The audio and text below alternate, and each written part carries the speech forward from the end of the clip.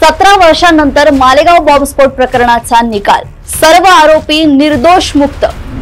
17 वर्ष, 300 साक्षीदार, तरीही पुरावे अपुरे। सर्व आरोपी निर्दोष, मग दोषी कोण? मालेगाव बॉम्बस्फोट प्रकरणात हेमंत करकरे यांचा तपास वाया गेलाय का? नमस्कार, देशनातीमध्ये मी ऐश्वर्या शिंदे आपलं स्वागत करते। नाशिक जिल्ह्यातील मालेगाव येथे सुमारे 17 वर्षांपूर्वी 29 सप्टेंबर 2008 रोजी बॉम्बस्फोट झाला होता। या स्फोटात 6 जणांचा मृत्यू झाला होता। याशिवाय 100हून अधिक लोक जखमी झाले होते। रमजान मध्ये लोक नमाज अदा करण्यासाठी जात असताना हा स्फोट करण्यात आला होता। या प्रकरणात 17 वर्षांनी आज निकाल आलाय। या प्रकरणात NIAच्या विशेष न्यायालयाने सर्वच्या सर्व 7 आरोपींची निर्दोष मुक्तता केली आहे। या प्रकरणातील मुख्य आरोपी भोपाळच्या माजी खासदार प्रज्ञासिंग ठाकूर होत्या। त्यांच्या व्यतिरिक्त लेफ्टनंट कर्नल प्रसाद पुरोहितांसह 7 आरोपी होते, ज्यांच्यावर दहशतवादी कट रचणे, खून करणे, धार्मिक उन्माद पसरवणे असे आरोप होते। केवळ संशयांमुळे आरोपींना दोषी धरता येणार नाही असं निरीक्षण न्यायालयानं नोंदवलं आहे। तब्बल 17 वर्षांनंतर आलेल्या या निकालानंतर दोन्ही बाजूने विविध प्रतिक्रिया उमटत असून MIM नेते आणि माजी खासदार इम्तियाज जलील यांनी तत्कालीन राज्य सरकारसह या प्रकरणातील आरोपी असलेल्या साध्वी प्रज्ञा सिंग यांना निवडणुकीत तिकीट देणाऱ्या भाजपवर जोरदार हल्लाबोल केलाय।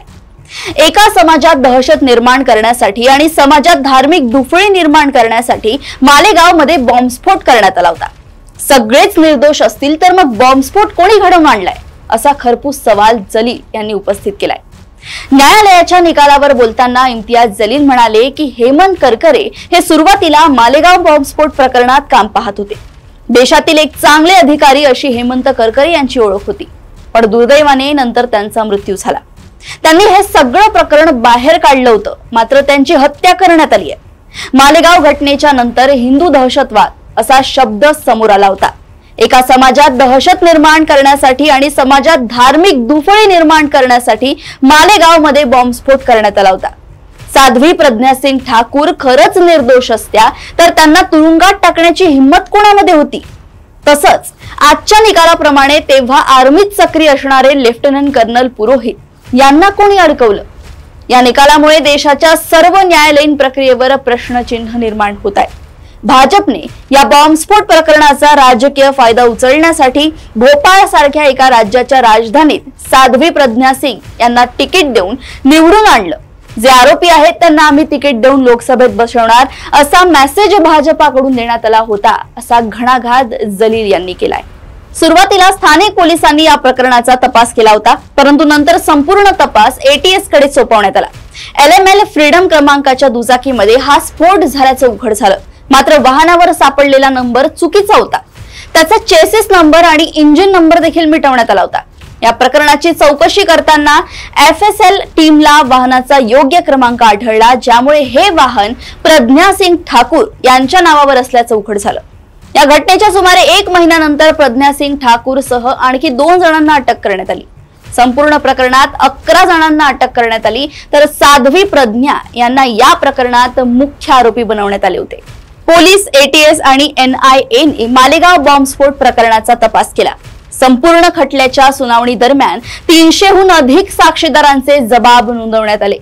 जे मुख्य खटल्यात साक्षीदार होते त्यांनी न्यायालयात साक्ष फिरवली। आतापर्यंत या प्रकरणात 35 साक्षीदारांनी साक्ष फिरवली आहे।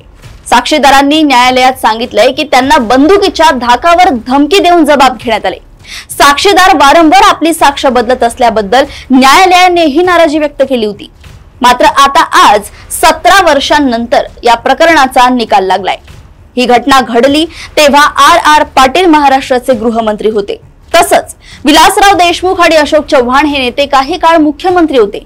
त्यांनी असं ठरवलं होतं का की कोणतीही अशी घटना घडल्यास आपण कोणालाही पकडून आणू आणि मग ही केस अशीच चालत राहील, असा प्रश्न इम्तियाज जलील यांनी उपस्थित केलाय। त्यानंतर मालेगाव बॉम्बस्फोटातील पीडितांनी नाराजी व्यक्त केली आहे। त्यातील अनेक जणांनी या निकालाविरोधात सर्वोच्च न्यायालयाचा दरवाजा ठोठावणार असल्याचं स्पष्ट केलंय। या स्फोटात शेख लियाकत मोईउद्दीन यांनी त्यांची मुलगी गमावली होती। ते म्हणाले की आजचा विशेष न्यायालयाचा हा निर्णय आम्हाला मान्य नाहीये, खूप चुकीचा निर्णय झालाय। हेमंत करकरे यांनी अत्यंत सखोल तपास केला, अनेक पुरावे देखील सादर केले, तरी देखील निर्दोष मुक्तता झाली आहे। आम्ही या विरोधात सुप्रीम कोर्टात जाणार आहोत अशी भूमिका त्यांनी घेतली आहे। आम्ही न्यायालयावर नाराज नाही, जे पुरावे आणि सुरक्षा यंत्रणांनी मांडले त्या आधारे NIA कोर्टाने निकाल दिलाय। आम्ही याच पुराव्यांआधारे या निकालाविरोधात वरिष्ठ कोर्टात दाद मागू, हायकोर्टाचा दरवाजा ठोठावणार असल्याचं एका पीडितानं मालेगावात सांगितलं आहे।